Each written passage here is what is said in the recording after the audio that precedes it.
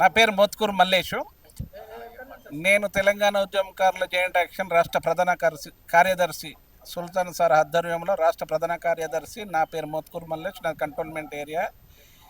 మేము 2001 నుంచి కూడా మొదలు పెట్టుకుంటే 2014 కూడా పడని కష్టాలు లేనటువంటి ఈ యొక్క ఉద్యమంలో పాల్గొని మేము కష్టపడి చేసినటువంటి ఈ యొక్క ఫలితమే మాకు ఈరోజు గౌరవనీయులైన ముఖ్యమంత్రి సీఎం రేవంత్ రెడ్డి గారు మాకు గుర్తింపు చేసి ఈ ఉద్యమకారులకు కూడా కరెక్ట్ న్యాయం చేయాలని మొన్న జరిగినటువంటి ఎలక్షన్లో మేనిఫెస్టోలో పెట్టినటువంటి ఒక 6 గ్యారెంటీలను మేము అడుగుతున్నాం, కానీ దానికన్నా ఎక్కువ అడుగుతలేము.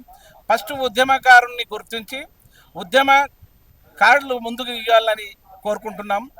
దాని తర్వాత ఉద్యమకారులకు 250 గజాలు స్థలము, నెలకు ఉద్యమకారునికి 25,000 రూపాయల పింఛని, 100 ఎకరాల్లో అమరవీరుల శృతిమనం ఏర్పాటు చేయాలని నేను రేవంత్ రెడ్డి గారికి సూచన ఇస్తున్నాను. ఉద్యమకారులందరి తరపున కూడా, తెలంగాణ ఉద్యమకారుల జాయింట్ యాక్షన్ కమిటీ తరపున, అన్ని సంఘాల తరపున కూడా నేను ఈ యొక్క చెప్పగలుగుతున్నాను.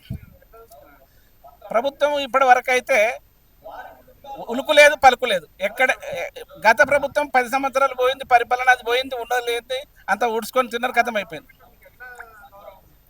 వాళ్ళ గవర్నమెంట్ ఉంది కదా, గవర్నమెంట్ చేసిన ఒక 10 సంవత్సరాల్లో ఒక ఉద్యమకారుని గుర్తించిండా?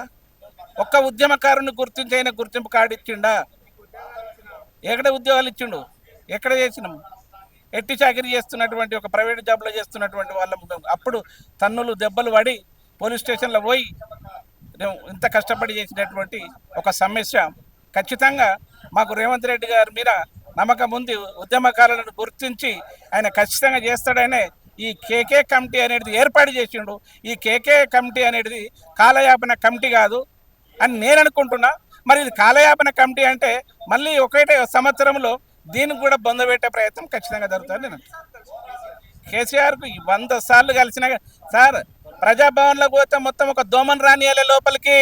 ప్రజాభవన్లో టీఆర్ఎస్ పరిపాలన, కేసీఆర్ పరిపాలన ఒక దోమన్ రానియాలే ప్రజాభవన్లో. అర్థమైందా? ఇప్పుడు ఒక్కరిని కూడా అందజేయాలి. ఇవాళ ప్రజాపాలన అంటే అదే ప్రగతి భవన్కి ఎంతోమంది ఉద్యమకారులు పోటీకి అవకాశం వచ్చింది. ప్రజాపాలన అంటే ఇవాళ అదే ప్రజాభవన్కి ఉద్యమకారులు పోవడానికి అవకాశం. ఖచ్చితంగా నమ్మకం ముందు చేస్తాడు, గుర్తిస్తాడు. ఓకే, జై తెలంగాణ, జై జై తెలంగాణ. కేటీఆర్ మా తరపున పోరాడుతాడంటే మాకు ఎవరైతే ఉద్యమకారులను గుర్తిస్తారో వాళ్ళకే న్యాయం చేస్తాం. ఎవరైతే ఉద్యమకారులను గుర్తించి వాళ్ళకి ఖచ్చితంగా సపోర్ట్ చేస్తాం. ఇది గ్యారెంటీ.